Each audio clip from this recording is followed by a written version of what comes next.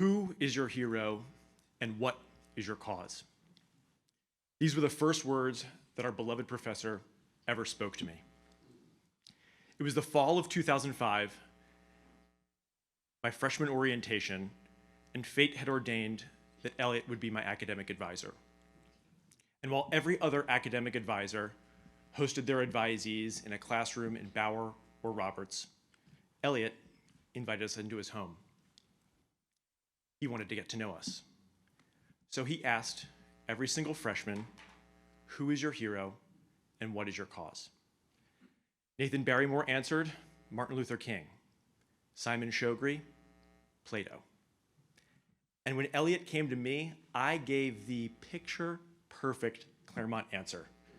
My parents, Benjamin Franklin and Julius Caesar.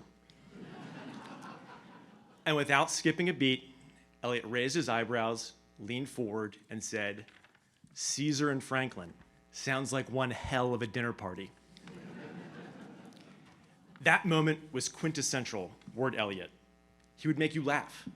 He would make you think about people and their ideas and how they would interact. What would a Roman emperor say to a founding father? And how would a founding father respond? But above all, that moment was quintessential Ward Elliott because he would invite you into his home because you were never a student to him. You were family. That was Ward's foremost cause, to bring us together as family. Each class ended not with a reminder of next week's assignment, but a way for us to bond. That's how my class became the Rowdy Bonobos. He wouldn't let us leave class one day until we selected a class name. And one of us had recently read an article about a species of chimpanzee that settled differences by making love, not war. And as a class that loved each other for our differences and for a good party, the name was perfect for us. Thus, the Rowdy Bonobos were born. Bonding, of course, was not confined to the classroom. He organized hikes to Baldy and camping trips to San Diego. On one camping trip, he stayed up with us until 2 o'clock in the morning, singing songs by the campfire. On a hike to Baldy, he brought wine and cheese to celebrate our accomplishment of getting to the summit together. He kept us together after graduation, too. I think I speak for everyone in this room when I say I've gotten at least 100 emails about coercive pronatalism and the next PPE reunion.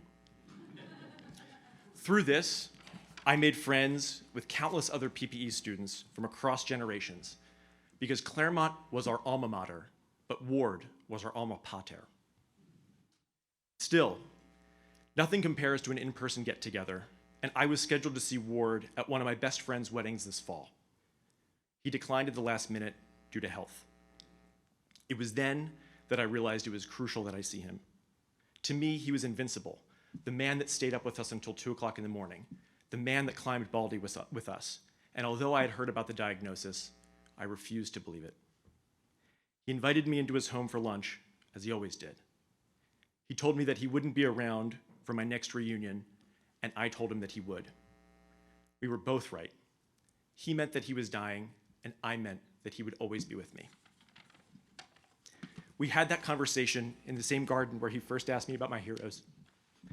I have another name to add to my list now, his. He is with his heroes now, his parents, Jesus and Joan of Arc, Socrates and Shakespeare. And that sounds like one hell of a dinner party. So wipe away your tears.